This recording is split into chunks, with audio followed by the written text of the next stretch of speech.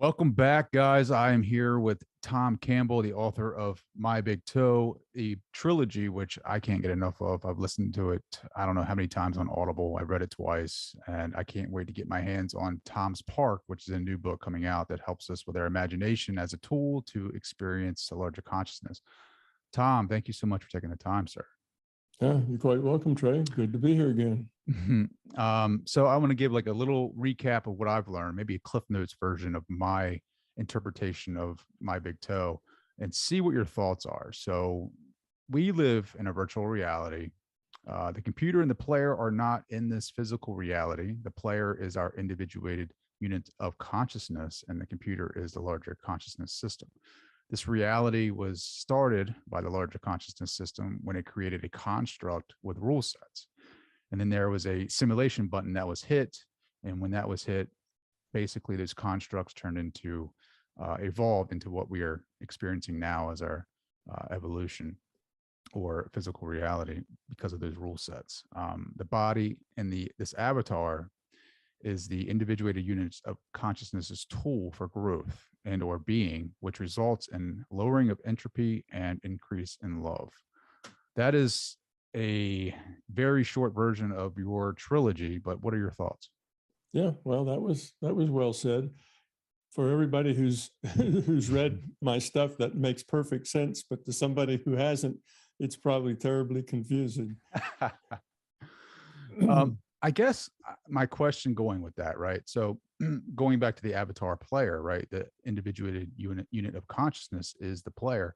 So how does the player or IUOC make decisions? Is it the IUOC making the decision, or is it the avatar? Because I feel like when I am playing like Sims, I am the player and I'm making the decision, with my mouse or controller. The avatar follows that instruction, makes the choice, and then has obviously the impact of that choice. So who's making the decision? You, the consciousness, are making all the choices and all the decisions. You, the consciousness, is where memory is. So the brain is just a virtual brain. It's not even computed most of the time unless somebody has their head cut open. Then they have to compute what a brain looks like. But other than that, the brain's not even computed. It's not a thing. This is a virtual reality, and virtual characters are nothing more than mathematics displayed on a screen. They don't have memory. They don't make choices. Mathematics displayed on a screen doesn't remember things. It's all of that action is going on inside of consciousness, in your individuated unit of consciousness. Or if we want to go down one more level in the metaphor, a free will awareness unit. So the IUOC, I think, is the same thing that Bob Monroe calls the I there, Bruce Moen calls the disc, I think it was. So basically it is a collection of your experiences here on Earth that reside outside of this physical reality. Is that right? Well, it's more than just a collection of your experiences. A collection of a collection of your experiences, could be in a library someplace, but your IUOC is more than that. Your IUOC is a piece of consciousness. It has free will. It's aware. It's conscious. It does what consciousness do. It communicates. It connects. It's conscious. It's aware. And I guess in our own local metaphors, we say it's alive. So that's what it is. So it's not just an accumulation of experiences, but it does do that. It not only accumulates those experiences, but it learns from them. Often you can learn more by looking at a set of things than you can at just looking each individual thing in that set, seeing how the trends, where you're going, what are the problems, all those things that it decides, it looks at and then decides what to do next. Mm-hmm. So the IUOC is us. That's who we are, that consciousness. But it partitions a piece of it and sends it down to the. I don't know the terminology, just from my own experience and my indoctrination and my belief systems. It partitions a piece of it off and sends it down into this physical reality where we experience this avatar, this reality for ourselves, where we're using this as a tool for our lowering of the entropy and our progression of as being in love. That's correct. So this being that I'm experiencing, this, when I can quiet the mind and I can get in that point of consciousness, that being level, is that my being is consciousness, or is that my being of the IUOC, or is that again the avatar's being? Not the avatar. Avatar doesn't have a being.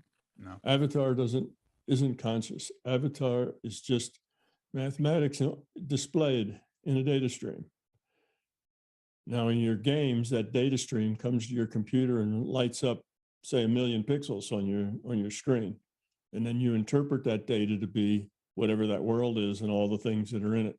Well, it's like that. You get a data stream from the larger consciousness system, and you interpret that data to be this reality. So the avatar itself, if you're playing an elf in World of Warcraft, the elf doesn't remember anything. The elf doesn't make any choices. The elf doesn't exist. It's just a virtual elf that is pixels on a screen. That's all the elf is, pixels on a screen. And your physical body is just like that. Your physical body is like pixels on a screen. That's why the rendering engine that renders this virtuality does not have to render a brain in your head, or a liver, or a heart, or oxygen in the air, or any of that sort of thing. Aren't rendered unless it's actually measured. Now, if you measure it, if you cut open a skull or have some kind of a meter that measures oxygen in the air, then the system will make that meter read 20% oxygen in the air or whatever. So the thing that's real is the consciousness. The rest of it is eye candy in order to provide us with interesting choices, choices that have consequences and significance to our, significant choices that we can grow by. That's the whole point of being here, is us making those choices and evolving or de-evolving based on how well we make the choices. So in order to make in order to have an array of choices, which I call the decision space, everybody has a decision space. Well, we log onto this virtual reality because now our choices are much more significant. Here in this virtual reality, we have life and death choices. We have succeed and failure choices. We have a lot of significant choices, moral choices, ethical choices all the time, relationship choices, how we affect other people, how other people affect us. And all of that then makes a really fine schoolhouse, a place that you can grow because you have so many interesting choices. If you didn't have this virtual reality, your choices would be, what to communicate and who to get data from and what data to send. And that's about all of it. There wouldn't be the same level of significance and learning in those choices. It would all stay very neutral almost all the time. Whereas here, we're challenged almost all of the time. Yeah, we definitely are. Well, during those challenges, it's like, a lot of people, you want to call it God or you want to call it larger consciousness system. We usually we get to a point where the fire becomes too hot and we need help. How do we develop like a more meaningful relationship with the larger consciousness system or God, whatever you want to term that source? How do we make it to where we are communicating with it and allowing it to know our intention and, receive guidance from that? Well, the main thing is to just have that interest, to have that intention that you want to make that connection. You want to grow. You want to lower your entropy. You want to become love. You want to get rid of your fear. And if you have that as a sincere being level intention, you really do want it. You're not just saying that because you think it's the right thing to say, but you really do mean it. Then that basically starts making that connection. And as you as you do things, as you make choices then in life, it'll reflect that desire to grow up and to get rid of your fear. And as you grow, as you succeed in doing that, the system will start working with you. You know, you become, I use the phrase out of law enforcement, you become a person of interest, you know, to the LCS because you're trying, because the larger consciousness system wants you to succeed, needs you to succeed, as we are a part of it. It's not like we're a separate thing altogether. We're just a piece of that system. So as we evolve, it evolves. We're part of its strategy for its own evolution. So it wants us to succeed, and in as much as it can be helpful to us and help us succeed, it'll try to do that. But if you're just not interested and you have no idea why you're here, or you know what the point is or anything else, and you're just kind of randomly bouncing around, then you're not really so much a person of interest, because there's not much help the system can be then. Mm-hmm. Even if the system contacted you, you'd blow it off as you know, just some crazy thing that went through your head, and you wouldn't pay any attention to it. So you get to be a person of interest to the system just by learning, growing up, getting serious, trying, and then things begin to happen for you. Mm-hmm. I like that, how like you show your, like you have to show it that you're serious, right? Like you can't just, and obviously the intent comes through, and you keep going back to like to show it that you're meaningful in this. And I like that, because it's not like something where I don't know, I guess maybe I like the challenge, or maybe it's the ego, I don't know, but it's like I like being able to work for something, right? Like to really show it, because I feel like when I do that, like it's going to make me work, and the more that I work for it, the more that I shed the ego, the more that I'm able to find out who I am. Because like with that comes frustration, right? Like, because it's like I am trying to meditate, get to that point consciousness, and have these experiences, and be able to get an out of body experience, or use my imagination to go further into into these conversations with beings, or myself, and learn more about me. But when it's like, it gives me like little synchronicities, right? Like of, it is helping me. But then when I know that the out of body experience is a one player game, where you can go and you can really use that as a tool to really experience who you are. And it seems like everyone who writes about it has these experiences that are just life changing. And that's one of my goals, but I know there are fears there, because I haven't been able to experience that. I'm not, for whatever reason, I'm going to continue to work. I keep telling the larger consciousness system that I'm going to keep trying for the rest of my life to have an out of body experience. If it doesn't happen, it doesn't matter. Like, I'm not looking at it as a failure. I'm looking at it as me working on myself. That's why I like it, is because like the more that I have this goal, and the more that I work towards it, and the more that I don't receive it, I guess it reminds me that I still have things to work on, if that makes sense. Mm-hmm. Well, it's important that we distinguish between acting and being.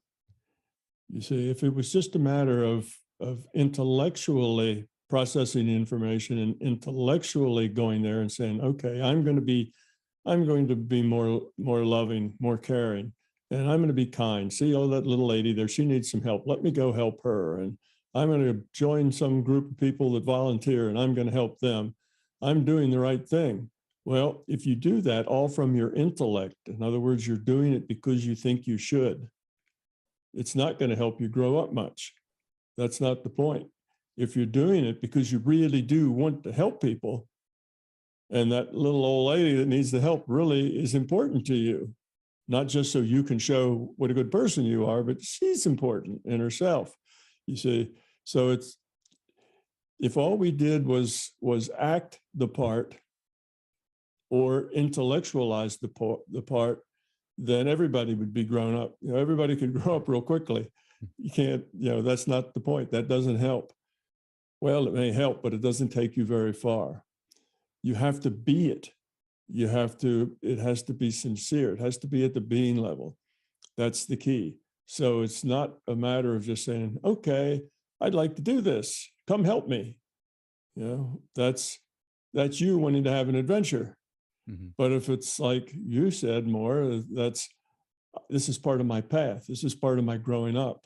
I'd like to grow and experience these things and develop myself. That's a totally different thing. And, you know, one of them is kind of playing at growing up and pretending, and the other one is actually growing up. But the growing up takes some time. It's not a quick process. You grow up by changing who you are. You know, that's true of growing up anywhere. Even you know, we grow up here physically and our avatar grows up. You know, we have to change who we are. We change our perspective. We change how we see the world. We become a different person.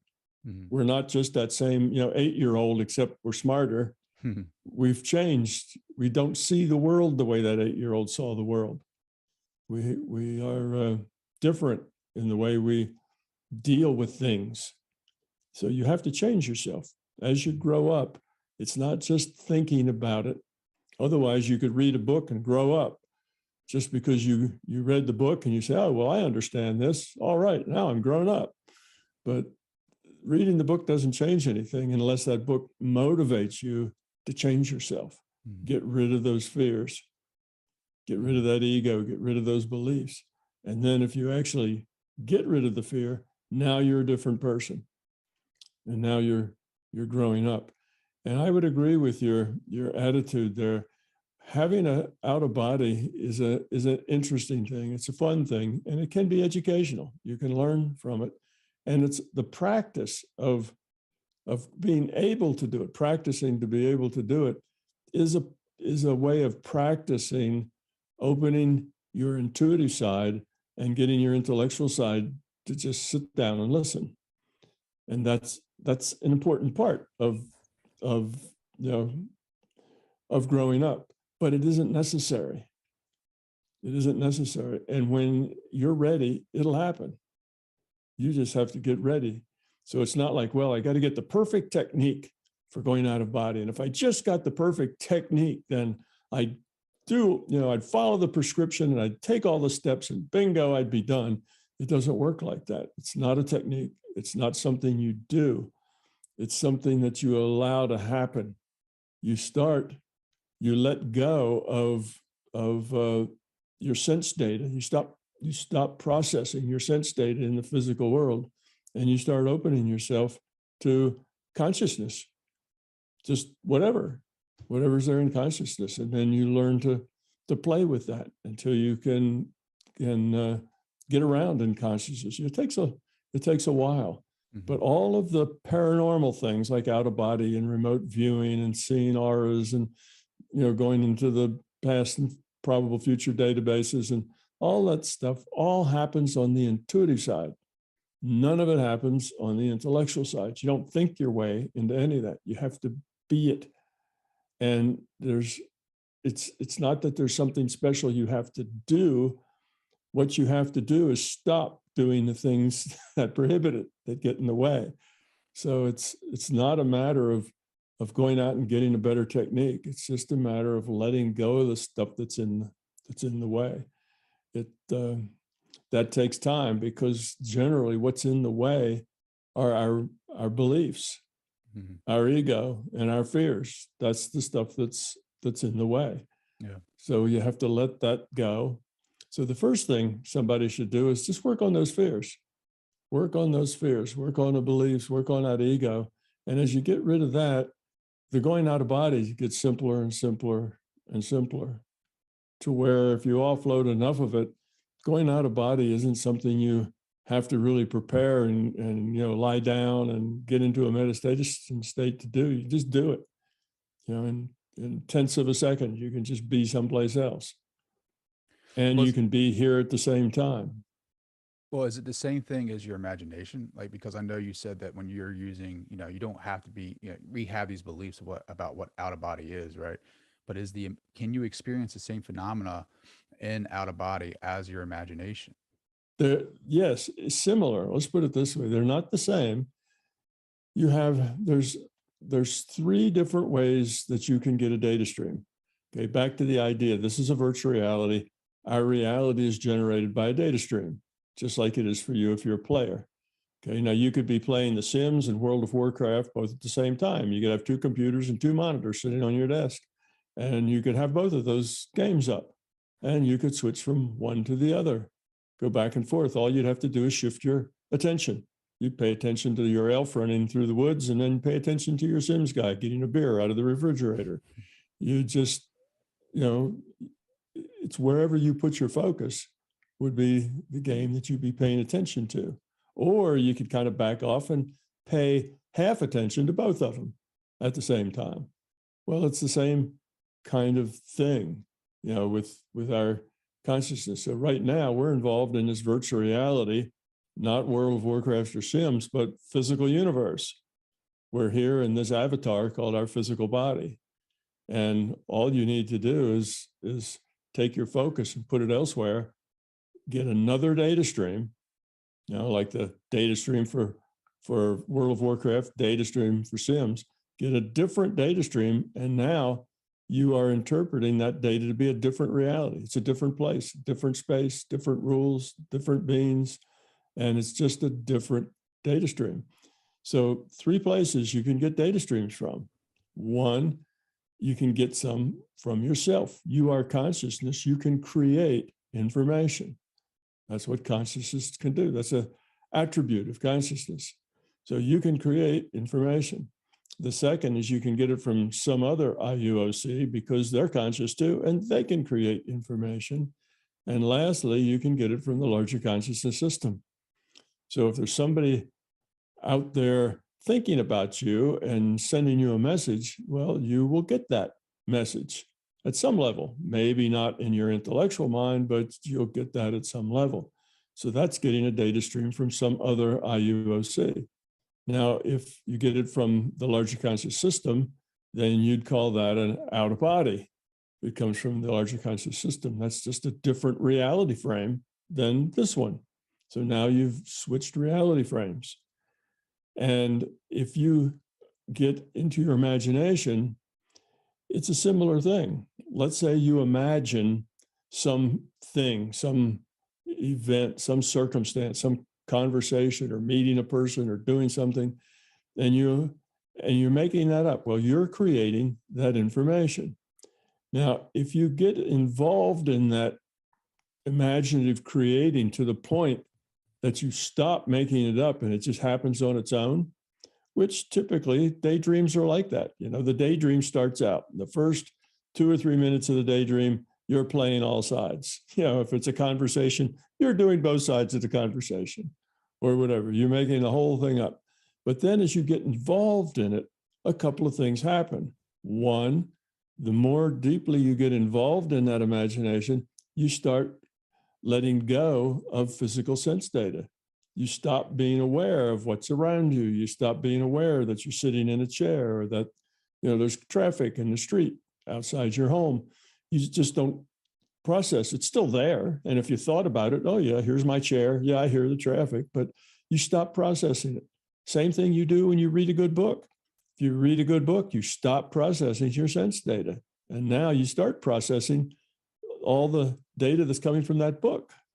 You see? So when you get into your imagination in a way that you kind of lose track of the fact that it's your imagination and the story just starts to unfold on its own, well, when that happens, you're no longer making it up. Now you've got a data stream from the larger consciousness system. It can pick right up on whatever story you were imagining, and it can start to send you the data stream. So in a way, the larger conscious system hijacks your daydream and starts sending you the data stream. And the way you feel about it is you start this daydream and you get more and more involved in it.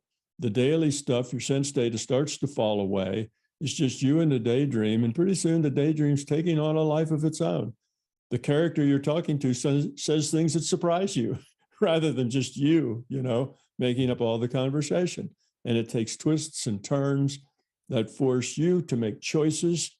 And in those choices, you have a chance to grow up. That's what growing up is about, making choices. So it gives you another reality frame in which you make choices.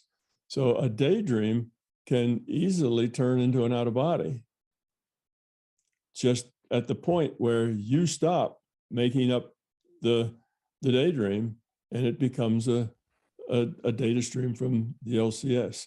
Now, if you try to pay attention to that, if your intellect says, oh, I'm going to catch that transition point, I'm going to be making up this daydream, and then every 10 seconds, I'll stop and say, well, is this just me, or is it coming from outside of me? Well, is this just me? And you want to spot that transition point, it'll never happen because your intellect will get in the way. You have to just experience. Let the experience go however it does.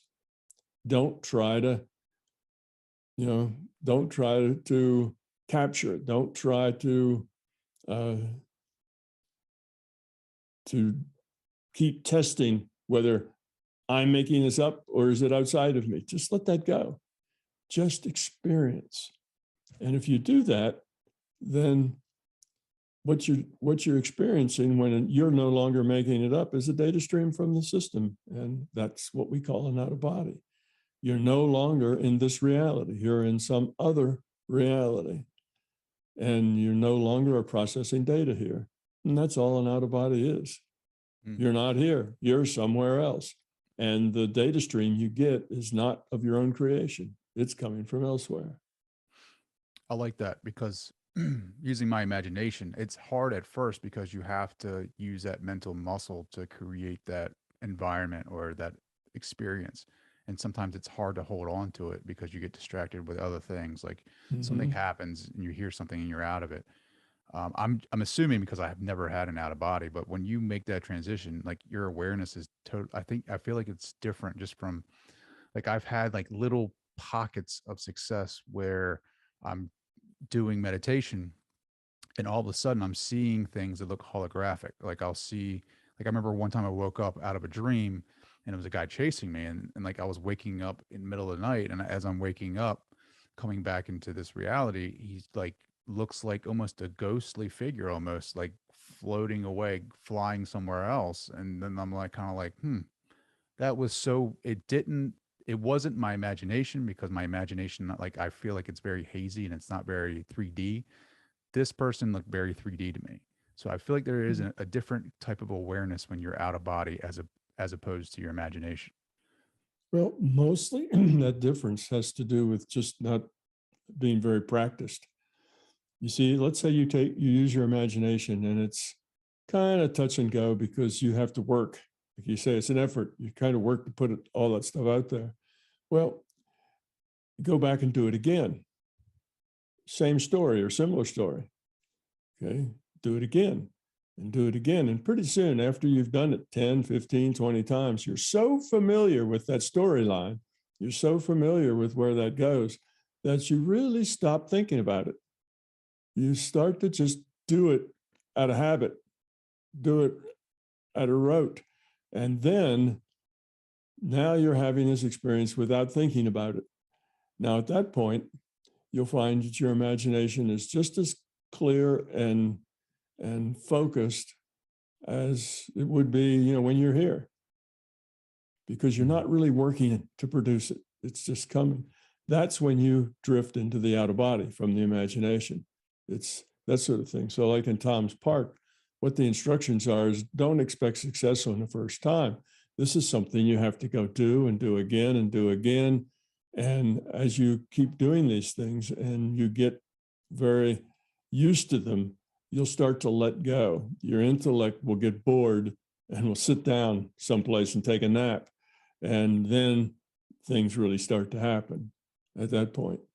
But so it's an iterative process that you have to keep doing.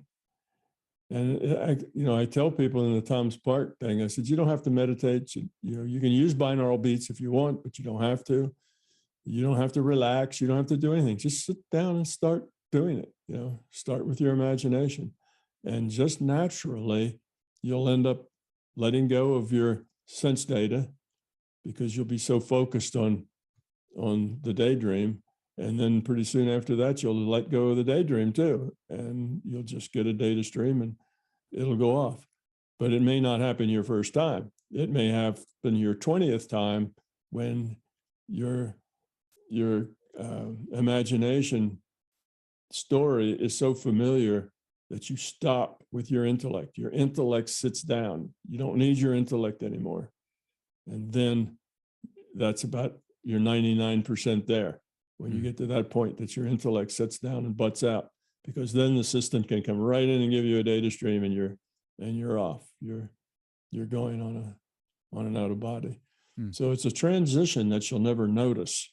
You won't say, yeah, I found a little bump. That's when I make the transition.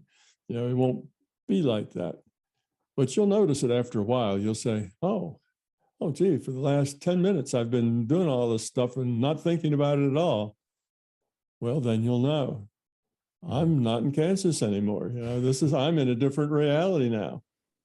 All right, now, where do I want to go? You know, what do I want to do? So yeah, that's how the imagination and the out of body are connected. They're two different things. One is a data stream that you're creating, and the other is a data stream that's being created outside of you. Well, when we start doing these processes, right? Like, I guess one, explain to people that are listening what point consciousness is, because a lot of these experiences, this phenomena happens when you're in this state. Okay, point consciousness is defined as when you exist only as a point of consciousness. Okay, it's I call it the Descartes moment. You know, I think, therefore I am, or I'm conscious, therefore I'm aware. You know, would really be a better way to say it. So it's a place where you let go of your sense data.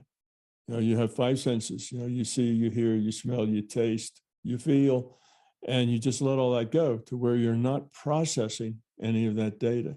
It's still there if you want to process it. It's not that your eardrums, you know, stop working. You know, somebody honks the horn outside, you know, your eardrums process that. It's just you're not paying any attention to it. Just like I say, you do when you're reading a really good book.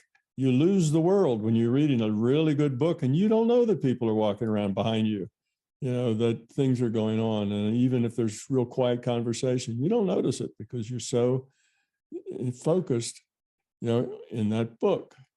So it's the same way. Point consciousness is simply you letting go of your sense data and having no thoughts. In other words, your intellect is not constantly yammering. Your intellect isn't saying, oh, am I in point consciousness now? Is this really point consciousness? How do I know? You know, that's your intellect. Your intellect wants to judge and analyze and assess, and it's constantly doing that stuff. If it is, then that's really not point consciousness yet. You need to be able to just not be here, but not have your intellect yammering away. So if your intellect is wondering, you know, what am I going to have for supper tonight? And, you know, oh, my wife's birthday's coming up, I should get her something. And if you have all this stuff going on in your mind, then you're not there yet. You just need to have an empty mind and have no sense data. And where does that leave you? A point of awareness floating in a black void. You're not seeing anything, you're not hearing anything, you're not doing anything. You're just a point of consciousness floating in the void. So it's called point consciousness. Some people have a hard time getting just that specific of a state, but it doesn't matter. The point consciousness is just, you know, it's just the idea that you let go of your sense data and that your mind is not out of control, yammering about everything going on, that your intellect just sits down. Your intellect doesn't have to go to sleep. You know, it doesn't have to be blotto. It can be there. It just isn't saying anything. It's not analyzing or judging or trying to, you know, decide whether you're there or not. So you just exist there. Now, a lot of people have a problem with that intellect because they are so used to running their lives from their intellect that it's hard for them to just experience. You see, if you're just experiencing, you don't have to say, Oh, is this real? Did I really experience that, or did I make that up? Where is that coming from? That's the intellect trying to judge and assess.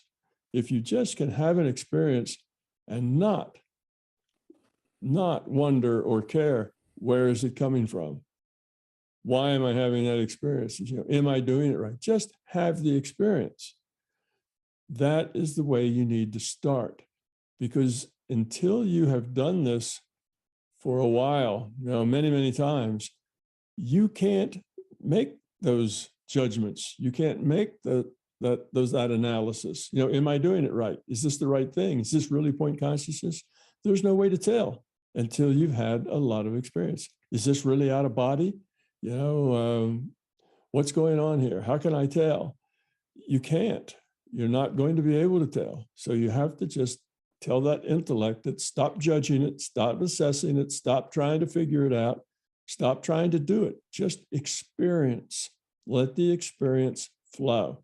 Now, with experience, and you've done this a few hundred times, you will start to get good at knowing where you are and when that transition occurs, and you'll just feel it, and bingo, you'll know you're off, and that stuff will all start to sort out because you'll have enough experience to be able to make sense of it.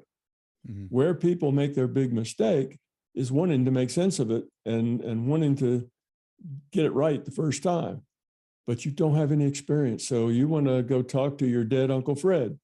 So you say, hey, Uncle Fred, you out there? And you hear a reply back. And immediately your intellect says, oh, was that really Uncle Fred, or did I just make that up? Well, you've just chased the whole thing away. You've destroyed it. Go ahead. Don't worry if it's your imagination. If your imagination, just go with it. Go with that flow. Because eventually when you relax, the system's going to take over. And it's not going to be your imagination. And how will I know when that happens? Don't think about it. Don't worry about it. Just have the experience. Later now, after you've had 100 experiences, you can sort it out. A lot of things will make sense. You'll get a sense for the fact that it feels very different, and it'll feel different whether it's another IUOC or whether it's the larger conscious system or what. You'll have a sense for how all that is different. Just like we listen to somebody's voice on a telephone, and we're good at identifying somebody whose voice we know, without seeing him. And that's not necessarily an easy thing to do. If you didn't know, if you weren't familiar with them, you would have no idea. But in time, with enough experience, you can sort things through to a very fine, precise level, just like you can pick. Oh yeah, that's my mother's voice. Gee, Mom, I didn't know you were in town. You can pick things out but you can't do that on day one. You have to have a lot of experience, and it's the same with the out of body. So people want to immediately judge what they're doing. Mm-hmm. They want to know that it's not just their imagination. They want to know that they're doing this, so their intellect comes along for the ride and kibitzes them the whole time. And that prevents anything from happening. Sure. So just have the experience, let it go, then have another experience, then another. And eventually it'll start to form patterns and you'll be able to pull it together. Yeah, I love all of that. I think, the fear, right? The wanting to know, to say, I need to know this is true because I fear that if I'm going crazy, or a belief, I need a belief that this is true because I have a fear that, I don't know what really is happening around me. Right. But going back to just allowing it to be, I have synchronicities quite a bit, right? They're metaphors that I receive, and I don't want to mention what it is because I don't know how the law of uncertainty works with the larger consciousness system. So I don't want to name it and then it not happen again. But I see metaphors, or I see images, or I see things that keep reappearing in my reality that are statistically significant in my life because it happens not by chance alone. So is that not my higher self, but my individuated unit of consciousness sending me signs? Because like Bob Monroe, when he was talking about his out-of-body experiences, it was him helping him the entire time. It wasn't necessarily something else outside of him. It was him. So how often do we experience or communicate with the larger consciousness system as opposed to our individuated unit of consciousness? And then second question, I know there's a lot in there. Second question of that is, do we have to speak in metaphors to them like we receive in our reality? Like when I see something, do I have to I guess this may be the dumbest question you ever heard, but like, can I speak the English language to them, or do I have to give them metaphors too?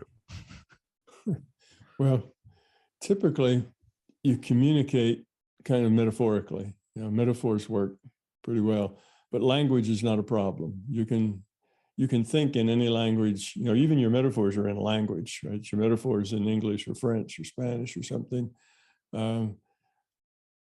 Typically what you get's metaphorical, but not always. Sometimes you'll hear a voice and a voice will be speaking your language and it'll be just as clear as if somebody were sitting in the room next to you talking. So it's not always metaphorically. Sometimes it's exact, it's language. Sometimes it's written down. You can read things. But most of the time, your experiences are metaphorical. That's true of your dreams as well. Most of your dreams are all metaphorical. That's an easier way to communicate.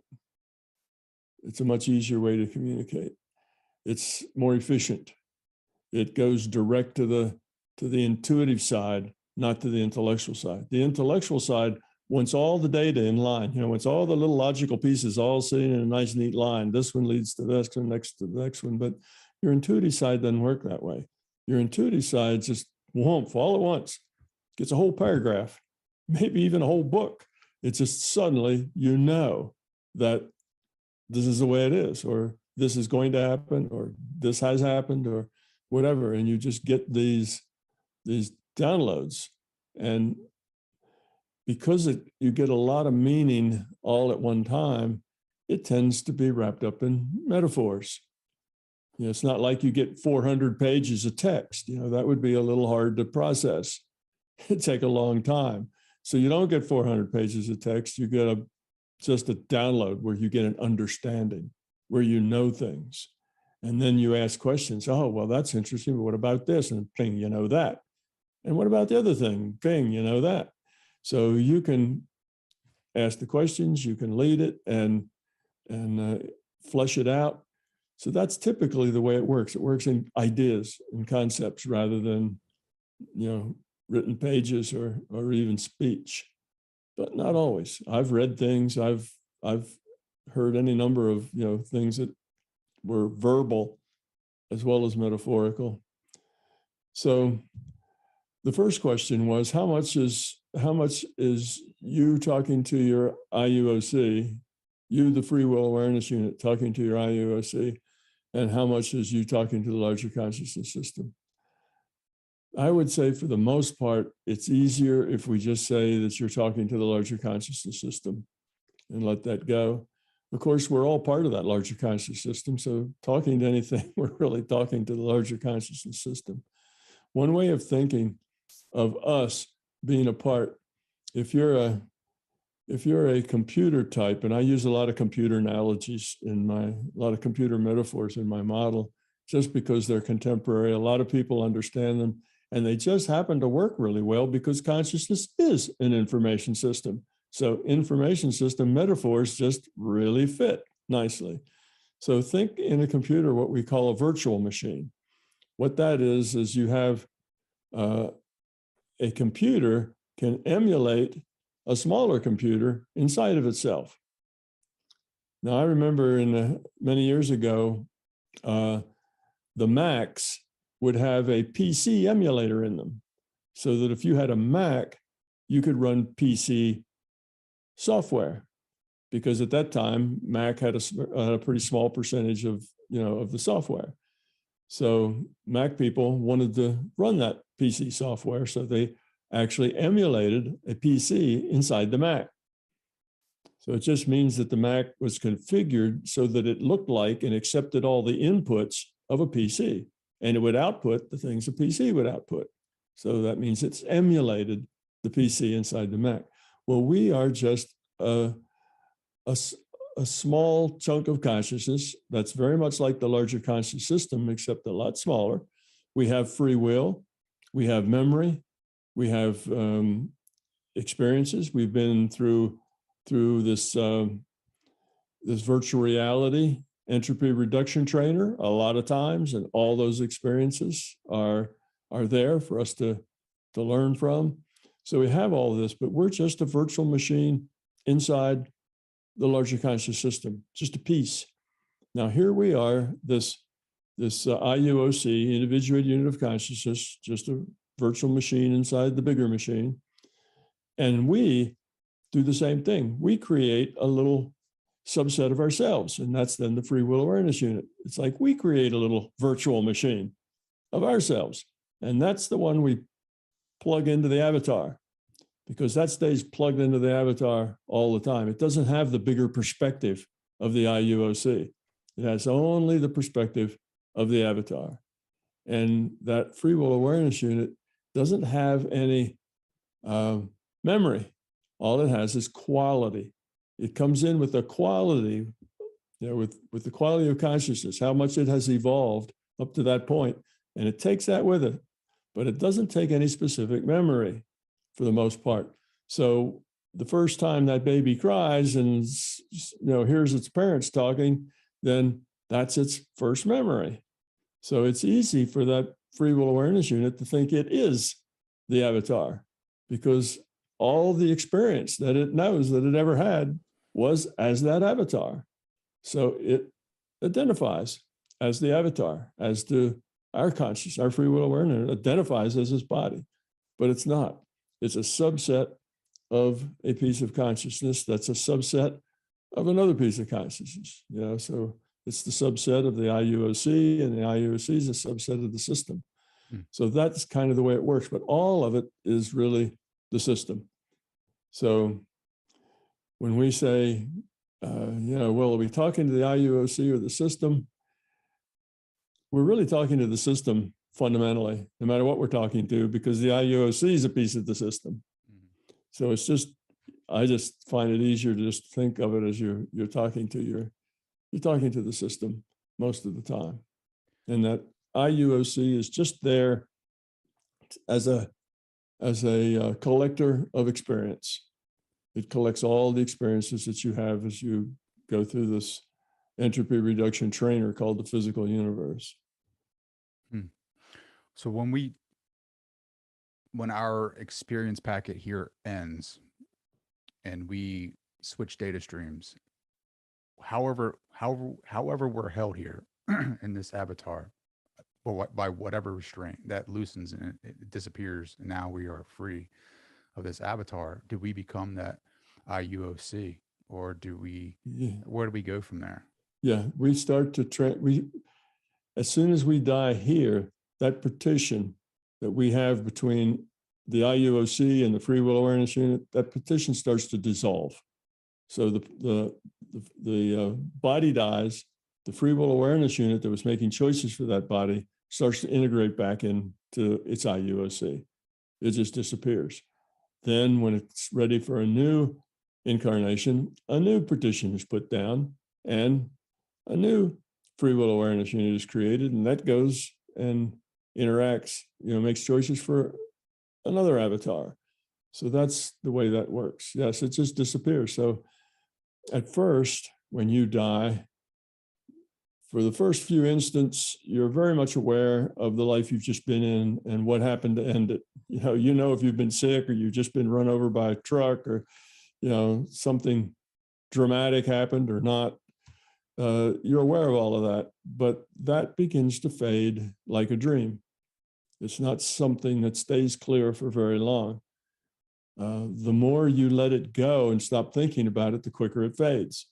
If you're obsessed with it, if there's something about that last life you just can't let go of, you're really obsessed with it, then it takes a little longer. It stays a bit because you stay focused in it. But as you let it go, it just kind of disappears.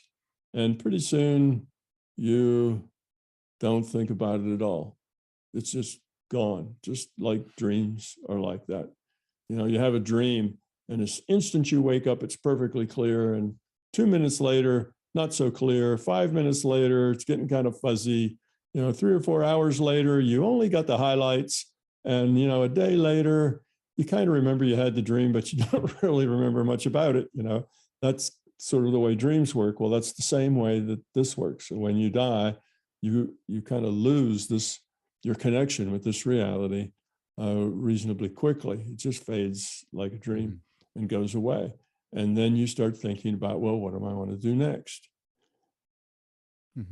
And well, that reminds me of or that story reminds the part of Bob Monroe's book where it's like his last book, The Ultimate Journey, where he goes to his origination point and somehow reverse engineers his consciousness to come back. However he did that. And now he's starting to awaken from a dream, and now he's in a different reality or dimension where he's like smaller than the rest of the whatever they are, units of consciousness. And they're like, you don't have any, where are your gifts? You don't have any gifts. And then he experiences the emitter. Like, have you ever had that experience where? No, I wouldn't. I have not had those kinds of experiences that Bob had. I think Bob, like everybody who gets information, you have to interpret that information. Yes, the system sends you data, but you have to interpret it. And you have to interpret it in terms of what you understand. So if you have no previous experience, then your interpretation can be a little wild because you don't really have any firm way to interpret it. So you kind of do the best pattern match you can and the best thing you can make up to make sense of it. So when you're talking about somebody getting a data stream that's out of body, well, it's very likely they're doing things and running into things that are not common. These aren't things that they do and run into every day. These are things that are right out on the fringe of their experience. So for them to interpret that, a lot of that interpretation has to do with their own knowledge, their own beliefs, their own fears, who they are as an individual. So what you hear from somebody who's bringing back that kind of information is always their interpretation based on their fears, their knowledge, their expectations, all of that stuff. They can't help it. I mean, it's not that they're a bad interpreter because they don't tell the truth. The truth to them is what they interpret. Just like here, we interpret things here, and our reality, our truth is what we interpret, not necessarily what's there. It's, that's the way it is everywhere. So Bob didn't have a concept of the larger consciousness system and how it might interact and relate to an individuated unit of consciousness. That was not part of his mindset. He didn't have that idea. And without that idea, he had to come up with other explanations of the things, of the information he got. So it's, he had himself coming back and interacting with himself. And it was like this chain of his selves trying to help. You might think older selves helping younger selves or helping other selves grow up again. So he had this chain of events that were really all him. And that was his best interpretation of that. Had I had that exact same experience, I wouldn't have interpreted it that way. It would have been a different interpretation. So that's just Bob's interpretation. Bob he created a bit of a controversy and a can I say, maybe even some very negative information just because of the way he interpreted the thing about Loosh. I don't know if you remember the Loosh part of Bob's book, but he basically said that he realized that we humans were like farm animals and we were making Loosh, and there were these bigger, more superior beings outside of us that were harvesting the loose. Yeah, like a farm. So, yeah, that our reality was nothing more than a loose farm. You know, that was his interpretation. But he missed the point of what they were trying to tell him. Sure. And because he came out of a Ohio farm, that's his background. That was a metaphor that he could, that fit his data, but it was just the wrong metaphor. What he was being told was about the larger consciousness system and us, and we are lowering our entropy. We're increasing the quality of our consciousness, and as we do that, the larger consciousness system, that's the big guys up above, the larger consciousness system, it's evolving and growing too. And as we evolve, it evolves. So that's the picture that he was getting of the larger conscious system and us all evolving together. And we at our level are lowering our entropy, but that helps the system lower its entropy as well. And that the system created this virtual reality for us just so we could evolve as part of its own evolution. Well, he took that idea and turned it into, we were a bunch of cattle making loose on the loose farm, and the big thing up above us was sucking up that loose and getting an advantage from it. He missed the metaphor there. He put the wrong one in. So now you have people, prison planet and do not go to the light and all that nonsense, basically based on that misunderstanding he had. So Bob was a good explorer, and he didn't have a lot of beliefs that warped his, what he saw, warped his interpretation. So he had a pretty good mind, pretty empty of a lot of junk. So he was good at it, but still there was a lot of things that were just representative of his belief.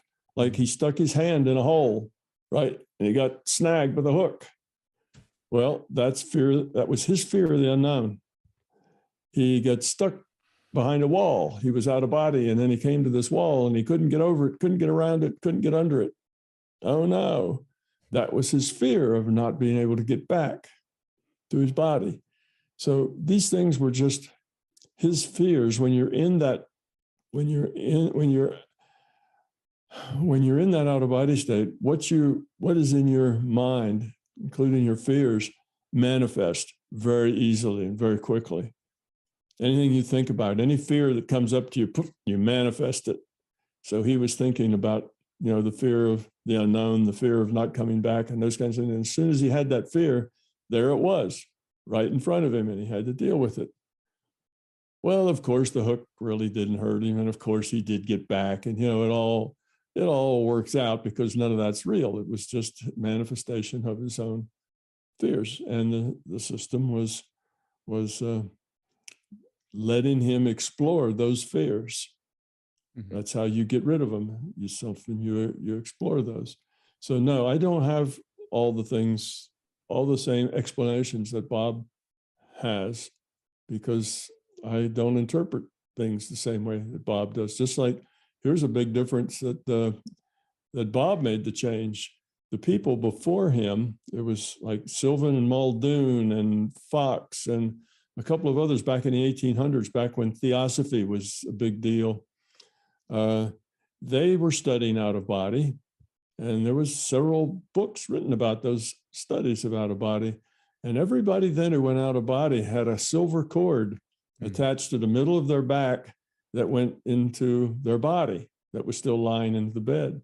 So it's sort of like a deep sea diver in his air hose, That's because in that time they had this belief that it was the soul or spirit body or etheric body that lived inside the physical body, and then it left the physical body and went outside of the physical body and went on and exploring. But that soul or etheric body was critical to the survival of the physical body, and vice versa. The physical body was critical to the survival of that spirit. They needed each other because they were bonded together in that body, and they needed this cord to always keep them attached. Otherwise, there'd be a disaster. Just like if the diver under the sea suddenly loses his air hose, it would be a disaster. So because that was their belief, that's what they saw. Now that was, half a dozen totally independent people all saw silver cords because that belief was common. Matter of fact, that's where the out of body came from, because you're getting out of your body. Well, you're not in your body. There is no body. The body is just like the elf in the Sims character. It's just eye candy. It's mathematic displayed on a screen. Except for us, it's not displayed on a screen. It's just sent to us, and we interpret it. Sure. So, Bob, because he didn't have that belief he wasn't a religious guy. He didn't have the need for a soul that lived inside of him that was, attached to him by a silver cord. And most of the people these days writing their books about their out-of-body experiences don't have silver cords either. That's because Bob didn't have a silver cord, and that idea that the soul lives in your body is kind of an old idea that goes back into the Middle Ages. Sure. And Dark Ages. That, like Middle Ages, Dark Ages, like with our belief systems with like the prophets or the ascended masters or Jesus or Buddha or Krishna, are they examples of what we can become? And this is my last question, this is a deep one. Are they examples of what we can become, or are they like NPCs played by the larger consciousness system to help evolve our consciousness as humanity? For the most part, they're the first. They're examples of what we can become. Now, whether they're NPCs or not is probably not really relevant. Doesn't really make any difference. One of them is an NPC means it's being played by the computer or by the larger conscious system. So the larger conscious system itself is playing that avatar, making that avatar's choices within the bounds of the rule set here in this virtual reality. Or it's some IUOC doing it. Well, the IUOC is just a piece of the larger conscious system anyway. So it's really all of the larger conscious system playing with itself, in these virtual realities and having experiences and making choices and therefore evolving itself. So it's all really the larger consciousness system. But I would say that it's probably an example of what we can become more than anything else and I just take that from my own experience. The system doesn't play a lot of NPCs to try to manipulate us. The system tries to let us evolve on our own, however we do, because the mistakes we make become, is how we learn. There's our learning points. If we keep making mistakes, well, our life gets hard. We find pain, we find anguish, and it's the carrot and the stick, right? So you make good choices and you get carrots. Life is good, relationships are good, you're happy. You make poor choices and you get sticks. Your life is not so happy, you're miserable, life is hard and harsh, you're angry a lot, you're miserable. So the system is designed to give us opportunities to make better choices. And if the larger conscious system was constantly popping in with special characters, NPCs, to manipulate us into thinking this or thinking that or other things, it would just pretty much be getting in the way of that natural growth that we need to go through. So for the most part, it doesn't do that. Now, could it do that? Sure. Has it ever done that? Probably, sure. But mostly it would like to have IUOCs that have evolved come back and shed that light, just because they've already gotten to that level of quality that they figured out, and they shed that light. Now it's all still organic. It's all us creating, developing, growing up together. It's an organic thing. It's not just the system tricking us into growing up. System doesn't want to trick us into growing up, because if you don't do it yourself, it isn't real. You're just acting grown up. You not really are grown up. same problem we discussed before. So it pretty much leaves us to ourselves to figure things out. So it leaves us to ourselves when we have people who make terrible decisions and they end up hurting lots and lots of people. And somebody says, well, if the LCS, cared, then why don't they come in and fix that stuff? Why did they let these awful things happen? Well, it's not God playing with these pet people, and manipulating us to do what he thinks we should. That's like, well, you have free will as long as you do what I want. That's not free will. Yeah. That's not free will at all. If you have free will, then you get to do as you please, which means you get to make terrible choices and do terrible things. And the system pretty much lets all that ride because that's our stick that we create. Now we have to live with that terrible stuff. We look at it and we learn from it and we say, oh, we don't want to go there again. That's not good. So bad examples you can learn a lot from very bad examples. So that's why the system tends to let us stew in our own juice, because that maximizes our ability to grow up and learn. Tom, this has been amazing. I can't thank you enough for joining.